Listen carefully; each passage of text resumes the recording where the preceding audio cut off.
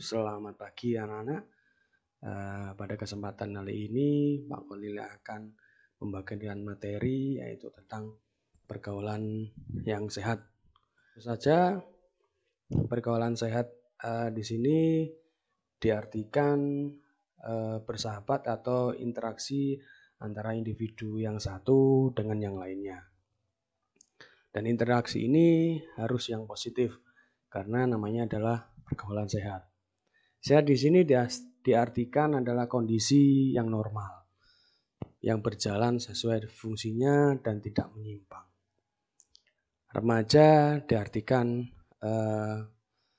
seseorang yang mulai dewasa, tumbuh ke arah dewasa.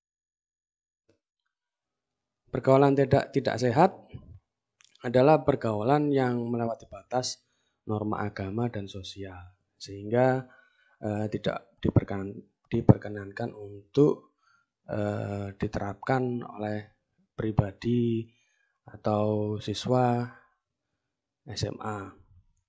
Penyebabnya adalah kurangnya iman, tidak menerapkan ajaran agama, kemudian dipengaruhi oleh perubahan zaman, gaya hidup mengarah ke barat-baratan, kesenjangan ekonomi, kurangnya mengontrol diri, dan terlalu bebas. Jadi banyak faktor sekali yang menyebabkan pergaulan menjadi tidak sehat. Tanda-tandanya adalah menghamburkan harta orang tua, menghalalkan berbagai cara untuk mendapatkan sesuatu, seorang menghalalkan berbagai cara.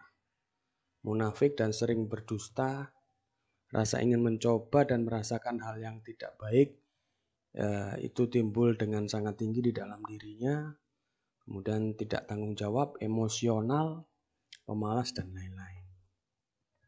Bagaimana cara mencegahnya? Mencegahnya adalah kita para Bapak Ibu Dewan Guru memberikan pendidikan dampak dari pergaulan tidak sehat.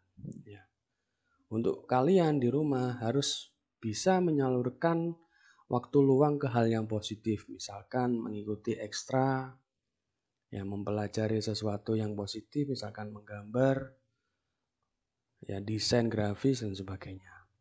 Pintar memilih lingkungan dan teman, menjalankan perintah agama masing-masing. Akhirnya nanti ketika kalian sampai terjadi dan terjerumus ke pergaulan tidak sehat, dampaknya adalah kalian masuk pergaulan bebas. Yang di sana kalian dalam melakukan pergaulan itu melampaui batas norma agama dan norma sosial. Meningkatkan kriminalitas, ketergantungan obat. Karena rasa ingin tahu kalian, rasa ingin mencoba kalian, biasanya lingkungan yang menyebabkan pergaulan tidak sehat adalah lingkungan yang kurang mengarah ke yang positif. Menyebarkan penyakit tentunya kalau sudah ketergantungan obat dan pergaulan bebas, maka bisa menyebarkan penyakit. Kemudian menurunnya derajat kesehatan dan prestasi. Dan yang terakhir adalah merenggangkan hubungan keluarga. Di dalam keluarga akan ada konflik karena kalian juga tidak mematuhi peraturan yang dibuat oleh keluarga, sering meninggalkan rumah, tidak pulang dan sebagainya. Itu adalah dampak dari pergaulan tidak sehat dan nantinya akan mempengaruhi kepada masa depan. Pergaulan sangat menentukan perkembangan kita ke depannya. Maka dari itu anak-anak pilihlah pergaulan yang benar-benar bisa membuat kalian menampakkan jati diri yang sesuai dengan norma agama dan norma sosial. Jadilah diri sendiri dengan pribadi yang baik yang bisa menjadikan kalian panutan baik bagi temannya, keluarga, dan sekitar. Tips remaja bergaul secara sehat. Yang pertama adalah kesadaran beragama bagi remaja. Silakan kalian di dalam melakukan pergaulan sehat atau berteman itu terapkan norma-norma yang sudah diajarkan oleh agama masing-masing. Memiliki rasa setia kawan. Di sini rasa setia kawan diperlukan dalam hal yang positif, bukan hal yang negatif. Ketika teman sudah mengarahkan ke hal yang negatif, maka segera kalian bertindak untuk satu, menjauhi atau memberikan motivasi dan masukan kepada teman tersebut.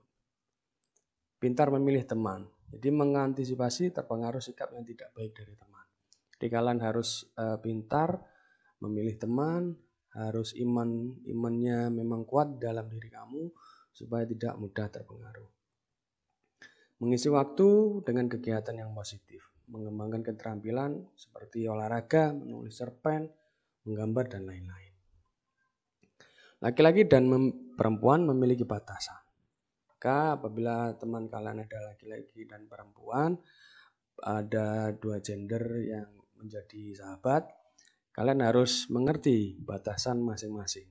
Karena sesuai agama sudah diajarkan batasan antara perempuan dan laki-laki yang belum menikah.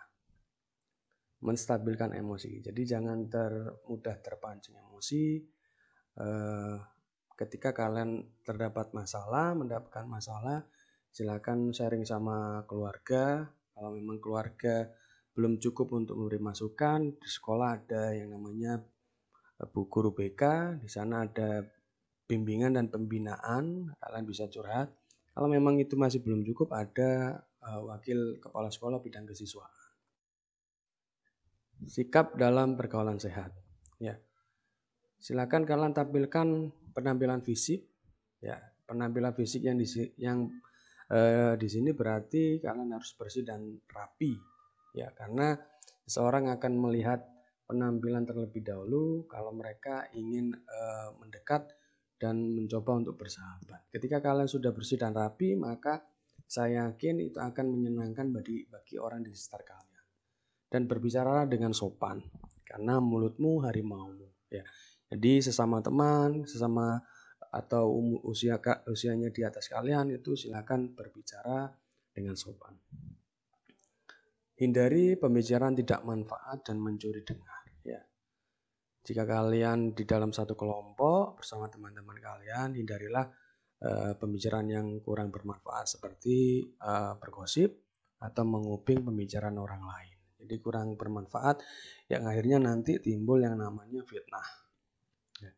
Memberi dan berbagi. Di antara teman-teman kamu, kalau bisa di sekeliling kita, kalau memang kita ada kelebihan harta atau kelebihan ilmu, maka kita harus peduli terhadap sekeliling kita.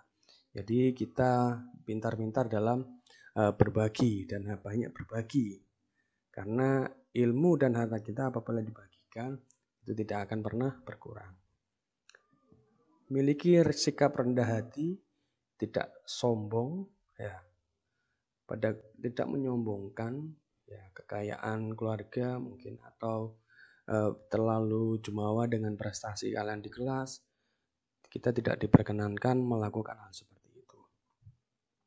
Jadilah diri sendiri, ya, bersikaplah tegas dan tidak mengorbankan diri kita dari sekedar dapat diakui di lingkungan bergaul. Ya. Jadi apabila kalian memang tidak diakui di lingkungan bergaul, jangan sampai mengorbankan diri.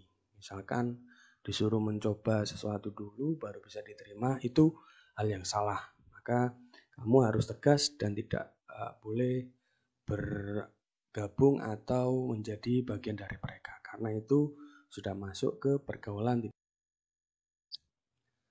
Nah, di sini contoh positifnya, misalkan kalian selalu sholat berjamaah di sekolah, di rumah, mengaji bersama di sekolah, di rumah bersama keluarga, kemudian mengikuti kegiatan ekstra di sekolah, menyambungkan minat bakat kalian, ya. Dan akhirnya nanti kalian bisa berprestasi. Sekian dari jangan lupa untuk like, komen, dan subscribe. Ya, mudah-mudahan materi ini bermanfaat buat kalian. Apabila ada pertanyaan, silakan kirimkan pertanyaan lewat komen di YouTube.